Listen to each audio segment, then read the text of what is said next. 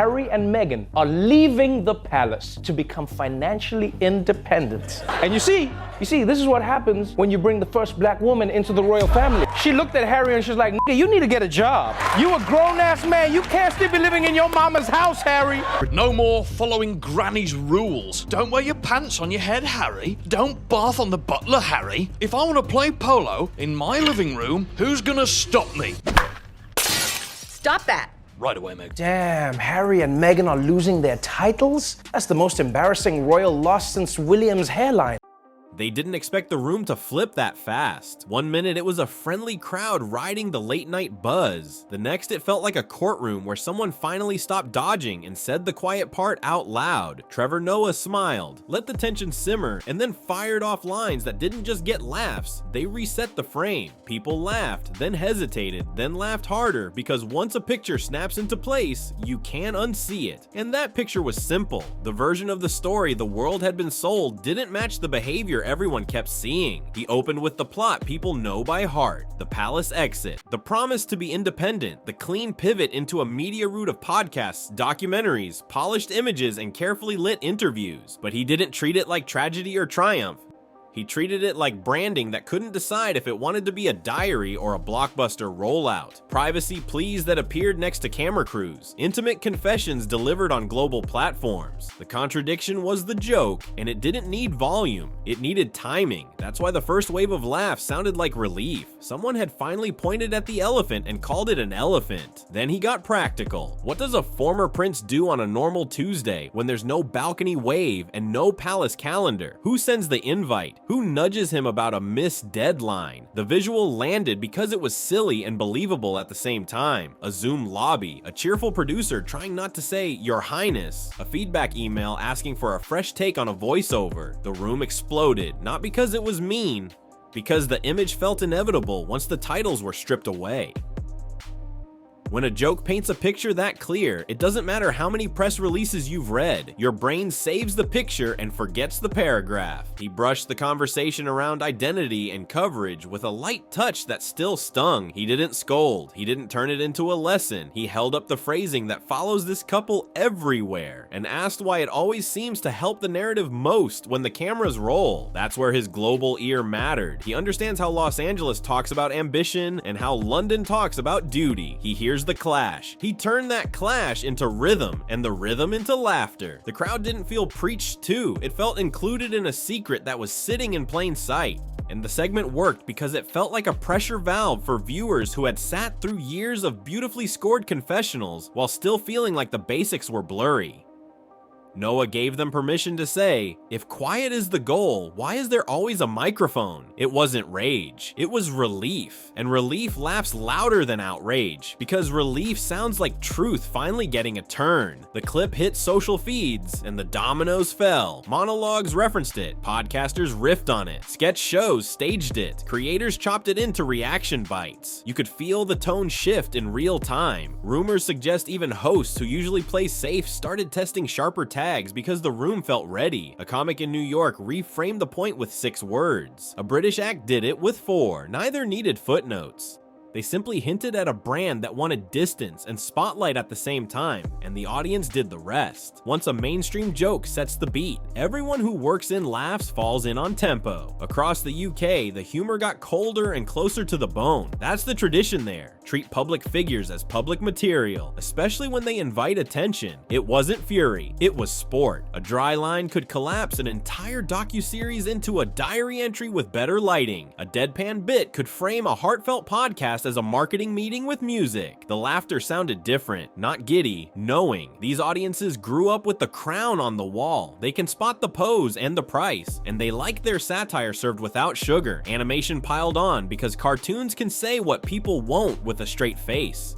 A puppet can be adorable and ruthless in the same breath. One clip mocked an endless parade of projects that sounded like late-night infomercials with premium accents. Another reimagined a wellness moment so glossy you could smell the candle through the screen. People shared them because the exaggeration didn't feel like a lie. It felt like translation. When satire starts translating, it means the original language is no longer landing. Meanwhile, the web did what it always does, turned crumbs into cuisine. A small correction about a name became a meme template. A kitchen scene multiplied into parody reels about budget tips from a room with a chandelier. Fan edits remixed interviews into bouncy tracks with titles that nudge rather than accuse. Reports claim neutral viewers started seeing the couple through the memes first and the official story second. That's the new gravity of fame.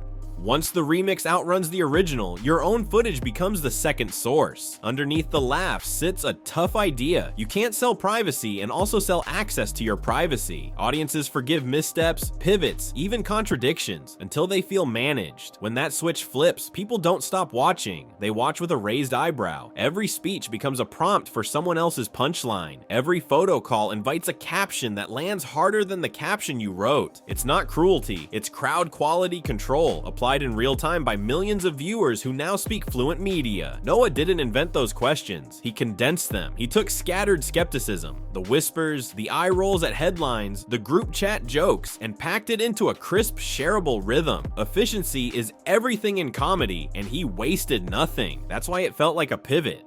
When a mainstream stage articulates a thought the public already half believes, the gates open. After that, each new rollout arrives, pre-framed by the last great joke, and the burden of proof lands on the subject, not the critic. Does that mean the couple can't reset the room? Not at all. It means the road is narrower and the proof bar higher. To change a meme, you need a moment so human it melts cynicism. Less trailer, more result. Fewer reveals, more receipts. Show up where there's nothing to sell and something to fix. Let silence do the work before the interview does. The crowd is tough but fair. It will pivot with you if you earn the turn. Until that happens, the culture replays the funnier version of events. Polished rollouts inspire scrappier parodies. $1 Million Doc competes with a single quotable reel filmed on a phone. And the line people remember from Noah's Night wasn't even a knockout. It was the suggestion tucked into every beat. The brand doesn't match the behavior. That's not a charge sheet. It's a vibe check. Vibes win on the internet because vibes are faster than facts and easier to loop. Look around and you'll see the echo. Big comedy outlets turned the saga into a running series. British stages made it a pastime. The endless clip factories of TikTok and YouTube turned it into background noise. Background noise is the loudest sound in media because it's always on. It doesn't demand your attention, it shapes it. That's why the fallout feels bigger than a spike on a trending chart. It's ambient now. It hums under every headline about independence, philanthropy, or the next streaming project, and it colors how each new move is received. There's also the math. Attention is expensive. Punchlines are cheap and travel far. Media deals require sustained interest. Jokes only need a moment that rings true. When those economics collide, a carefully crafted message has to fight uphill against 1,000 casual quips told at kitchen tables, in WhatsApp groups, and on open mics from LA to Leicester. That isn't fair or unfair. It's physics. The shortest line wins, and comedy is a master of short lines. So what happened the night Trevor Noah destroyed on live TV? He didn't scorch the earth. He flipped on the overhead light. He let people see the furniture arrangement and decide whether it made sense. The audience reaction told the story. Laughter, a pause, then a bigger laugh as the picture clicked into place. That's checkmate in comedy, not rage. Order, a tidy distillation of a feeling people already carried, presented with a bow and a beat. The kind you can quote on your way out of the studio. Since then, every move from the Sussex world arrives with a shadow question. Is this mission or momentum? Is this a vision or a victory lap? A caption can't erase those questions, and a glossy set can't drown them out. The antidote is simple and hard at the same time. Do the work off camera, let results speak, and resist the reflex to narrate the process. The internet can be merciless, but it respects undeniable wins. Give it one, and watch how fast the old jokes age. None of this turns them into villains. It turns them into a case study in modern fame. We're all learning the rules at once. How much to share, how quickly to monetize a story, how to balance a heartfelt cause with the content machine that now surrounds every cause. When your life becomes a franchise, the audience expects continuity. If the trailer promises quiet and the episode delivers spectacle, they notice. And once they notice, comics like Noah frame it in a way that sticks, because tidy frames travel. There's a twist that keeps this from being a closed book. The same platforms that turned the pair into punchlines can turn them into a comeback. It only takes substance big enough to drown out the snark. A project so clear it needs no narration. A quiet act that solves a loud problem. A lane that doesn't beg for a camera. Do that, and the next time a comic tries the old material, the room won't bite. The laugh will feel dated. The culture will move on, because nothing ages faster than yesterday's perfect dunk. Until then, remember why that night stunned the room. It wasn't because anyone was ruined. It was because a carefully arranged narrative met a carefully crafted joke, and the joke fit better. And the second that happens, the story stops belonging to the subject and starts belonging to the audience. They decide the tone. They decide what repeats.